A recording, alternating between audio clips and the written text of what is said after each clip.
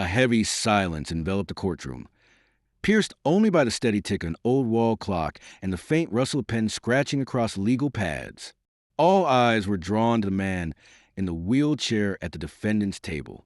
Aiden Brooks, 35, a decorated Marine Corps veteran, faced severe charges: criminal trespass and using a dangerous animal to cause bodily harm. His posture was unyielding, shoulders broad, hands folded with quiet strength, his face a stoic mask honed by years of resilience. Beside him, his service dog, Valor, a German shepherd with a glossy black and tan coat, sat like a sentinel, his body still but his amber eyes alive with purpose, fixed on the witness stand with an almost palpable intensity. Across the room, the prosecutor, a poised woman in a crisp suit, strode before the jury, her voice sharp and commanding. "Ladies and gentlemen, this trial is not about medals or military service. It's about a man wounded by trauma who made a reckless decision. He breached a private residence, attacked an innocent father, and set loose a trained beast."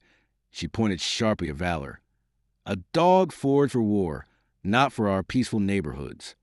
Whispers rippled through the gallery, some tinged with doubt, others with empathy. Aiden remained still, his expression impenetrable. He couldn't respond as he once might have. A blast in Hellman Province years ago had claimed his legs and scarred his vocal cords, making every word a hard-won battle. Silence had become his language, a shield against a world that often misjudged him. His court-appointed lawyer, a young man with anxious eyes and a rumpled tie, fidgeted, clearly outmatched by the prosecutor's fierce momentum. On the witness stand, David Renner, the alleged victim, spoke with rehearsed confidence, his tone calculated to sway the jury. "He just burst into my yard, no warning. That dog came at me for no reason," Renner said, his voice rising with feigned outrage. "I was just at my back door, doing nothing wrong." Valor's ears flicked, his gaze narrowing. A low, controlled growl vibrated in his throat, barely audible. Aiden's fingers twitched, forming a subtle signal. Thumb in, palm tight, two fingers down, their secret code, born in moments of peril. Valor stood. Gasps echoed through the room. The judge, a woman with a stern face and silver-flecked hair, looked up. "Control your animal, Mr. Brooks," she commanded. But Aiden stayed motionless, his eyes steady. Valor moved forward, not with aggression but with deliberate purpose, his paws tapping softly on the tile floor. The bailiff hesitated, hand near his holster, unsure whether to intervene. Renner shifted uncomfortably, his face paling, sweat beading on his forehead. Valor stopped 2 feet from the stand and let out a single, sharp bark that cut through the air. Renner flinched, gripping his chair. Valor leaned in, sniffed Renner's pant leg, then swiftly nosed open his coat flap, pulling out a small object, a child's plastic toy, a dinosaur-shaped keychain, smeared with a dark, unsettling stain. The courtroom froze in a breathless silence. The judge rose, her eyes narrowing at the object on the floor. "What is that?" she demanded. Renner stammered, his composure crumbling. I don't know how that got there." "It's not mine." Valor sat beside the toy, glancing back at Aiden. Aiden gave a single nod. The judge turned to the bailiff. "Test that immediately." Her voice was firm as she addressed the room. "Court is recessed. That dog has just uncovered something that changes everything." War's echoes still lingered in Aiden's mind, as vivid as the day they were forged. The crack of gunfire, the sting of desert dust, the red sands of Hellman Province. They haunted the corners of his memory, unyielding as the scars on his body. He had been a platoon sergeant, a man of precision and calm, a steady hand guiding his unit through chaos. They relied on him, just as he relied on a four-legged partner who moved with him through the fire. Valor, a military working dog trained for reconnaissance and bomb detection, was young then, a streak of speed and instinct, able to sniff out IEDs buried beneath rock and silence. Their bond was wordless, a trust forged in the crucible of survival, where a glance could mean life or death. The mission that shattered their world came during a routine sweep near Lushker.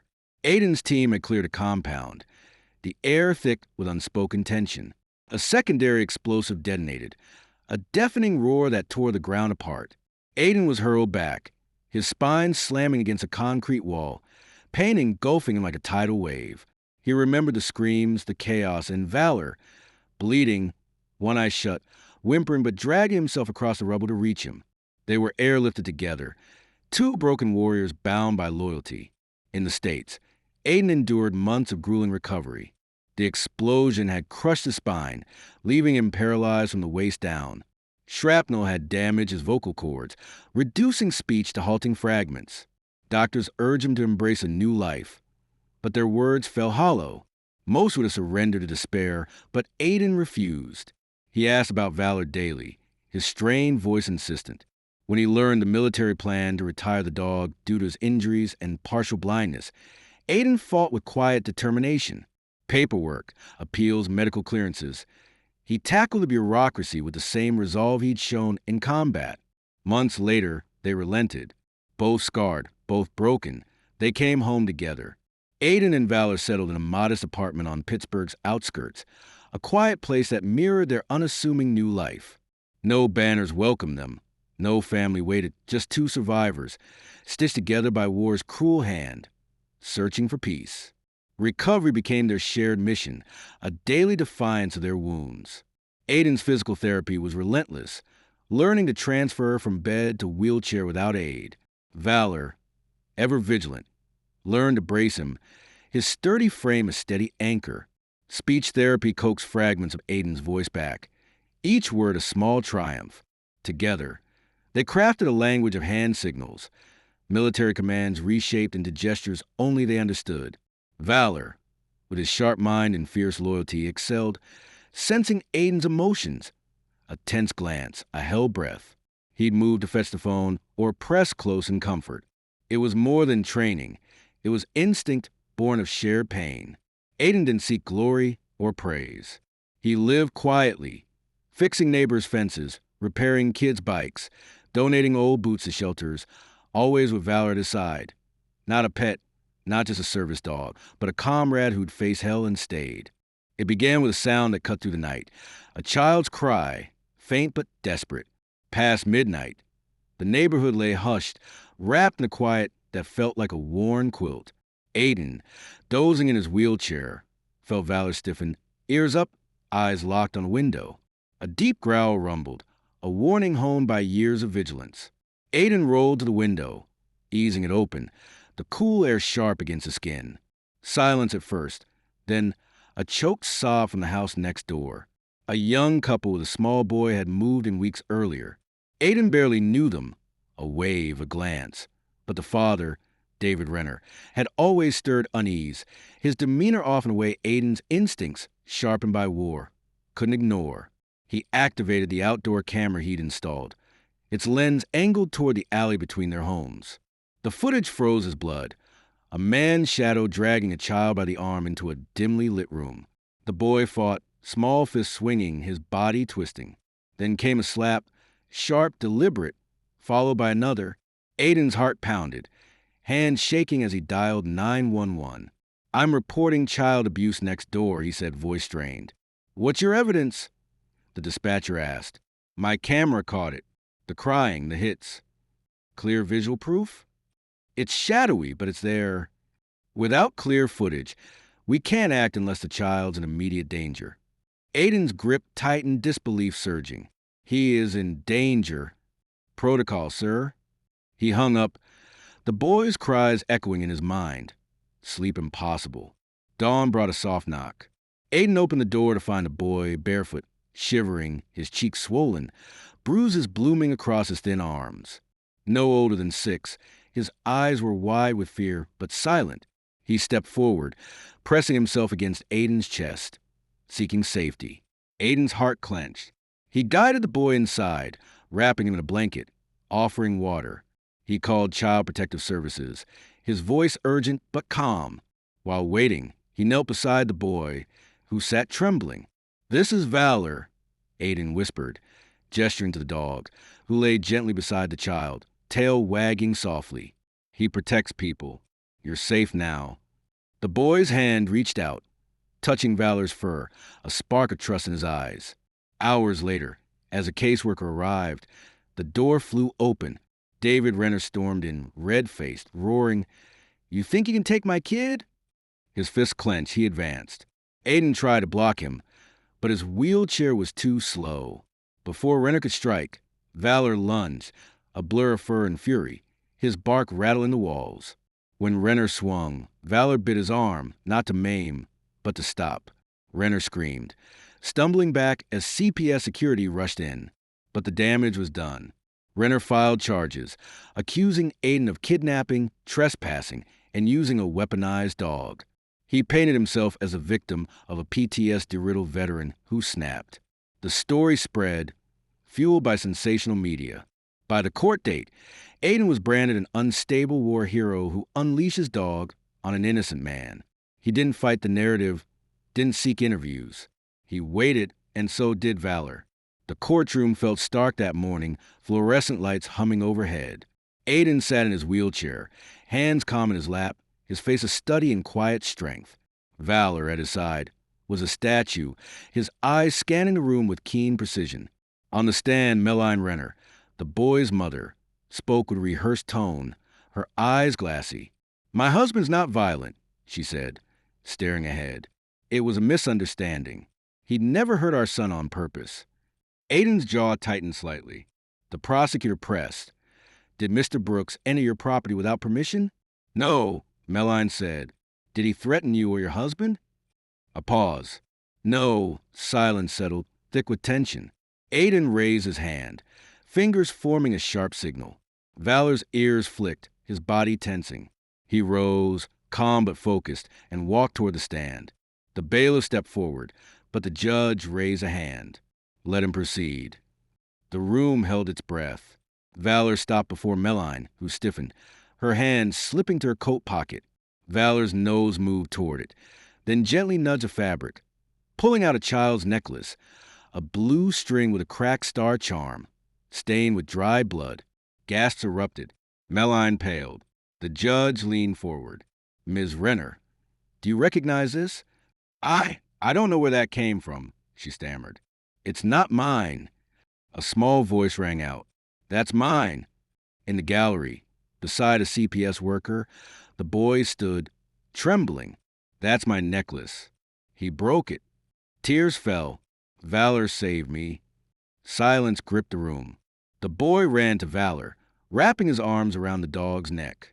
Valor licked his cheek, letting out a soft whine. The judge's gaze shifted to Melline, now crying silently, eyes heavy with shame. "I didn't know how to stop him," she whispered. The prosecutor objected. "This is emotional manipulation." The judge cut her off. "Sit down." She turned to Aiden, then Valor. "I've seen trained dogs obey orders," she said slowly, "but I've never seen one deliver justice." She addressed the room. "This is no longer about Mr. Brooks. I'm ordering an investigation into David and Melline Renner's home. Charges against Mr. Brooks are suspended, pending dismissal." Aiden exhaled, Valor returning to his side, lying down as if nothing remarkable had happened. But the truth had roared. When the ruling was finalized, Aiden didn't celebrate.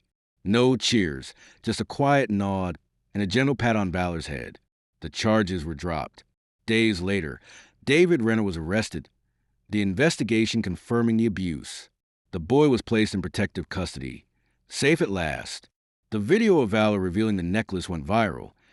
12 million views in a week. Picked up by major news outlets.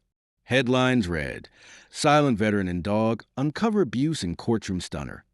Reporters swarmed Aiden's home, offering book deals, documentaries, talk shows. He refused them all. "No, thanks," he told one. This was for a boy who couldn't speak. Instead, Aiden used donations to Start Hands and Paws, a nonprofit training service dogs for veterans with speech issues, PTSD, or disabilities, those who felt the world had no place for them. Within a year, Hands and Paws helped dozens, giving them partners, purpose, and hope. Valor was its heart. One fall afternoon, Aiden wheeled into a local elementary school auditorium for Veterans Week. The room buzzed with children, their eyes wide as he and Valor took the stage. Aiden spoke sparingly, his words heavy with meaning. Valor captivated them, his calm presence drawing smiles. At the end, a girl raised her hand. Mr. Brooks, does Valor know what justice is? Aiden looked at Valor, tail tapping gently. He smiled. No, he said, but he knows love, and that's all justice needs. The room hushed, then erupted in applause. Valor looked at Aiden, then the kids, as if he understood. Maybe he did. Some truths can't be shouted. Some pain is too raw for words. But a steady gaze, a quiet act, a loyal companion. These speak volumes. Aiden and Valor didn't need speeches.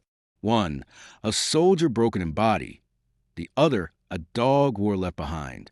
Together, they built something unbreakable, a tale of trust, honor, and quiet justice. They didn't shout or plead. They showed up for each other, for a child, for truth. Because sometimes silence is the loudest voice. And sometimes one bark at the right moment wakes the world. This is a story of Aiden and Valor, a bond forged in silence, tested by hardship, proven in the unlikeliest of ways. It reminds us courage doesn't always roar. Sometimes it's a whisper between a man and his dog, a signal that unveils a hidden truth.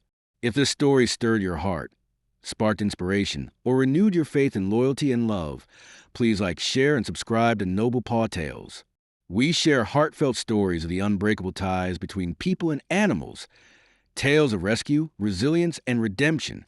Join our community, where every paw has a purpose, every bond tells a story, and the quietest companions make the loudest impact. This is Noble Paw Tales, where heroes don't always speak. They stand by, steadfast and true.